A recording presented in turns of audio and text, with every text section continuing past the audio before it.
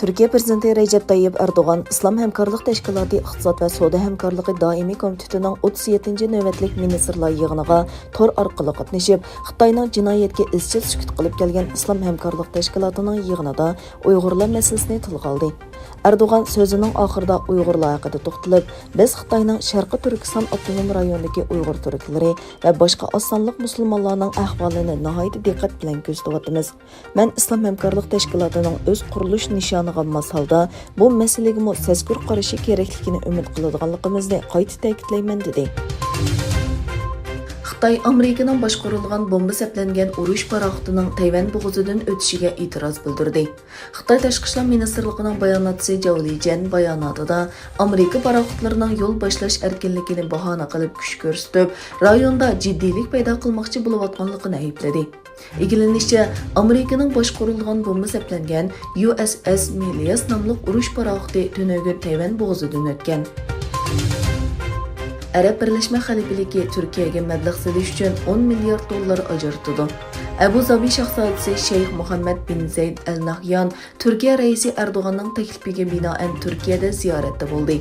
Ziyorat jarayonida Turkiyaga bevosita mablag' solishni o'z ichiga olgan bir qator kelishimlar imzolandi. Yer shari vaqt gezisining xabariga qaraganda, Xitoy o'zining neft zapasini ichib, Amerikaning neft bahosining tez suratda o'rlishi va pul paxalligi andishisini bartaraf qilishga yordam bera oladigan.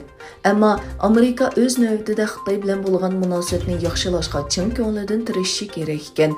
Amerika prezidenti Joe Biden neft bahosini tuvantish uchun 50 million ton strategik neft zapasi ishlatilganligini e'lon qilgan edi. Xitoy dağlıq şəxslərinin ictimai aloqa to'rida mol turmush usuli va boyligini namoyon qilishni chekladi.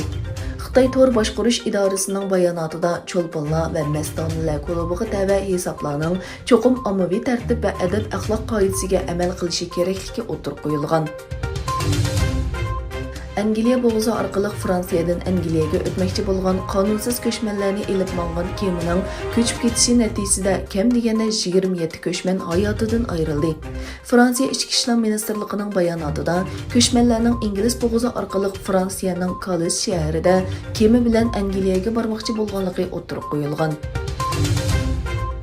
Xitoy tartibidan jazo lagerlarida bir mezgil tutib turilgan pensiyaga chiqqan Uyg'ur ma'mur Gulbahor Xotivachi yig'ilish lageridagi fojialar haqida biz hatto ular xohlagan vaqtda ondan hojatxonaga bora oldik. Ular ayollarga yilda 2 qatim o'qil urdi. Biz uning nima ekanligini bilmaymiz dedi. Lagerlarda o'qituvchilik qilishga majburlangan Qalbinur Siddiq bo'lsa, lagerlarda tutib turilayotganlarning qiyin qistoqqa ilinib qolmay, balki yana bosqinchilikka uchraydi. Men ko'rgan va boshdan kechirgan ishlarni unutib ketolmayman. Uyg'urlar butunlay yo'q bo'lib ketishidan ilgari Turkiyadan yordam so'rayman dedi.